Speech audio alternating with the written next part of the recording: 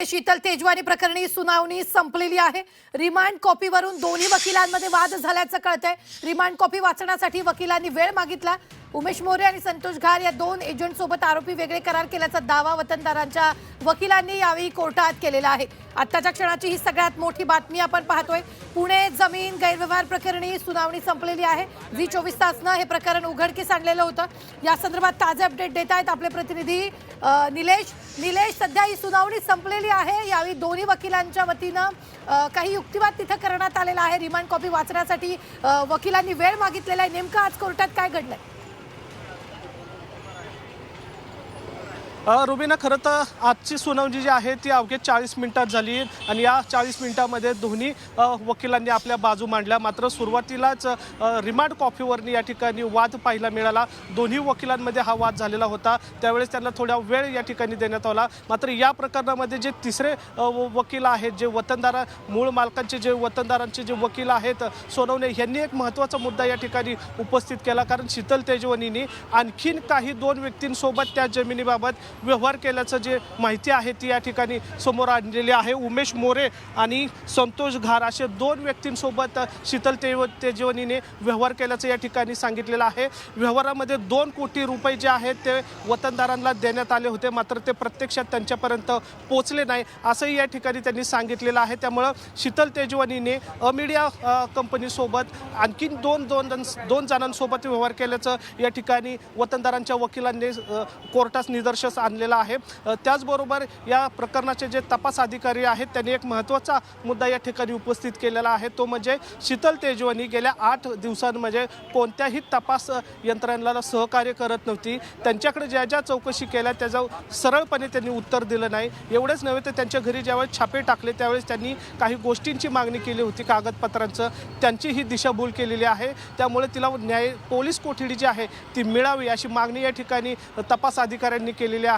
महत्त्वाचं म्हणजे शीतल तेजवानीकडनी तपासात कुठल्याही प्रकारचं सहकार्य होत नसल्याचं या ठिकाणी नमूद करण्यात आलेलं आहे। मात्र हे सगळे मुद्दे जे आहेत ते आता शीतल तेजवानींच्या वकिलांनी खोडून काढलेले आहेत। मात्र प्रत्यक्षात या ठिकाणी जर पाहिलं तर शीतल तेजवानी तपासी अधिकाऱ्यांना कुठलंही सहकार्य करत नव्हते, मोबाईलचा पासवर्ड देत नव्हते, बँक डिटेल्ससुद्धा तिने द्यायला टाळाटाळ केलेली आहे। त्यामुळं पोलिसांना आता या प्रकरणी आणखीन तपासासाठी कालावधीची गरज आहे। त्यामुळे पोलीस कोठडीची मागणी केलेली आहे। त्याचबरोबर या ठिकाणी शीतल तेजवानींनी जे 2 नावं या प्रकरणामध्ये आज निष्पन्न केलेल्या वतनदारांच्या वकिलांनी सोनवणेने ते महत्त्वाचे आहेत। म्हणजे उमेश मोरे आणि घारे हे 2 व्यक्ती जे आहेत ते या प्रकरणामध्ये आता नवीन पात्र आलेलं आपल्याला पाहायला मिळतात।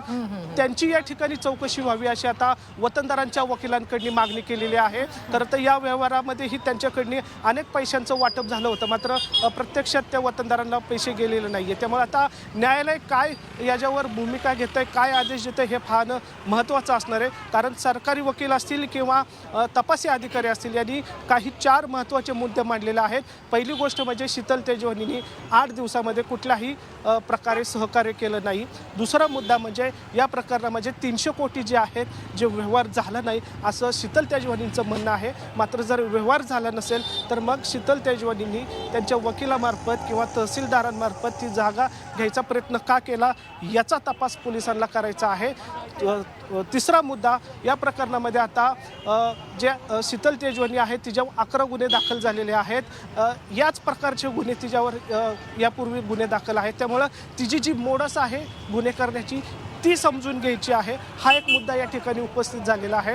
आणि सर्वात महत्त्वाचं म्हणजे या प्रकरणामध्ये आता अमीडिया कंपनी जी आहे त्या अमीडिया कंपनीने जे पैसे दिले आहे त्या पैसे कशा प्रकारे घेतले आहे त्याचा आता पोलिसांना तपास करायचा आहे। हे 4 ते 5 मुद्दे आहेत, हे फार महत्त्वाचे आहेत आणि ह्या मुद्दे कोर्टाने ऐकून घेतलेले आहेत आणि काही वेळातच आता याच्यावर निकाल येणं अपेक्षित आहे। अर्थात पोलिसांनी या ठिकाणी 5 दिवसांची पोलीस कोठडीची मागणी केलेली आहे। त्यामुळे आता कोर्ट काय निर्णय देतं हे महत्त्वाचं असणार आहे। मात्र या सुनावणीमध्ये काही महत्त्वाचे मुद्दे आले ते म्हणजे 300 कोटी जे अमीडिया कंपनीला दिले होते ते प्रत्यक्षात जरी दिले नसले तरी जागा ताब्यात घेण्यासाठी हा व्यवहार झाला होता हे अधोरेखित झालेले आहे। आणि दुसरा मुद्दा आता या प्रकरणामध्ये तिसरं कॅरेक्टर ॲड झालेलं आहे ते म्हणजे शीतल तेजवानीने इतर काही 2 लोकांसोबत जो व्यवहार केला होता तेही त्यांची नावं समोर आलेली आहेत आणि ह्या सगळ्यामध्ये शीतल तेजवणीवर आता एकूण 11 गुन्हे दाखल आहेत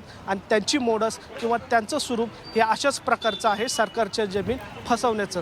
त्यामुळे आता शीतल तेजवणीच्या पोलीस कोठडीमध्ये वाढ होती का हे पाहणं महत्त्वाचं असणार आहे, कारण पोलिसांनी जे मुद्दे मांडलेले आहेत त्याच्यासाठी पोलिसांना आणखी तपासाची गरज आहे. त्यामुळं कदाचित शीतल तेजवणीला पोलीस कोठडी मिळण्याची शक्यता आहे. पुन्हा निश्चित खूप खूप धन्यवाद निलेश ताजे अपडेट देण्यासाठी. आम्ही वेळोवेळी तुमच्याकडून या संदर्भातले ताजे अपडेट घेत राहणार आहोत.